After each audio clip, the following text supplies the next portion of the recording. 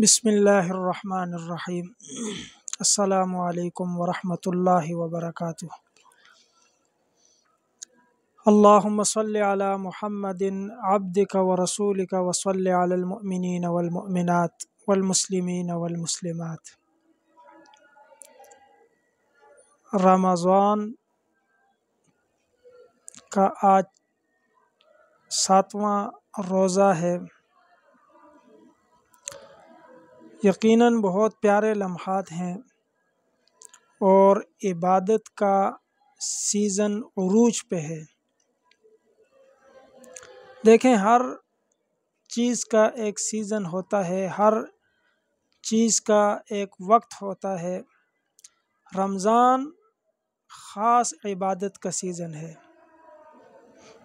اور پھر اللہ تعالی نے اپنے رحمت کے دروازے بھی کھول دیے ہیں اور نوافل کو فرائض کے درجے تک پہنچا دیا اور فرائض کو 70 گنا زیادہ بڑھا دیا۔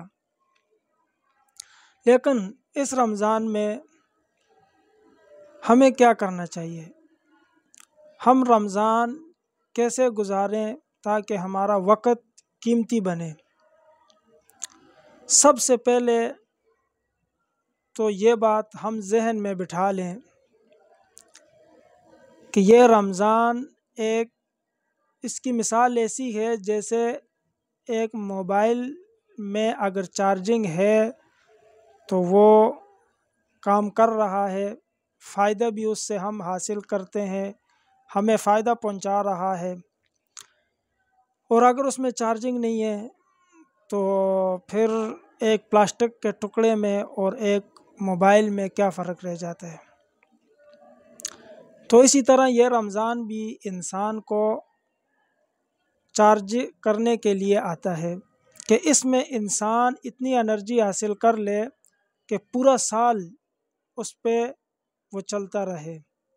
یہ اللہ تعالیٰ کی طرف سے بہت بڑا فضل اور انعام اور اکرام ہے انسان کے لیے کہ انسان ایک مہینہ ایسی عبادت کر لے، اپنا وقت قیمتی بنا لے کہ پورا سال اس کے لیے آسان ہو جائے اللہ تعالیٰ کے راہ پہ چلنا۔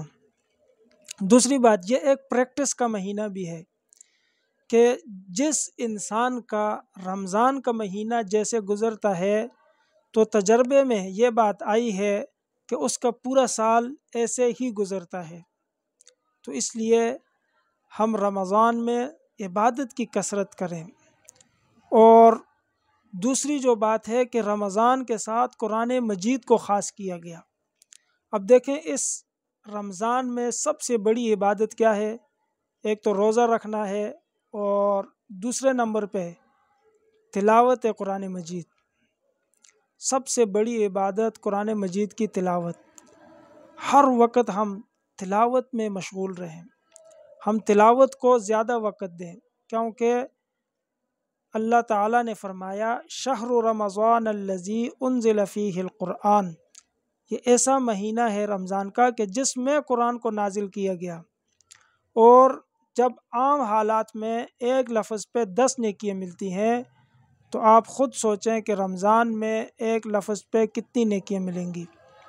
تو اس لیے قرآن مجید کی تلاوت کو لازم پکڑیں، اور اگر ہم زیادہ اعمال نہیں کر سکتے تو کم سے کم گناہوں سے بچ جائیں، گناہوں سے اپنے آپ کو بچا لیں، کیونکہ اگر فرائض کا درجہ 70 گنا بڑھ جاتا ہے تو گناہ بھی 70 درجے بڑھ جاتا ہے، گناہ کا گناہ بھی 70 گنا زیادہ ہوتا ہے۔ تو اس لیے اس رمضان کو بہت قیمتی بنائیں۔ اللہ تعالی ہم سب کو عمل کی توفیق عطا فرمائے۔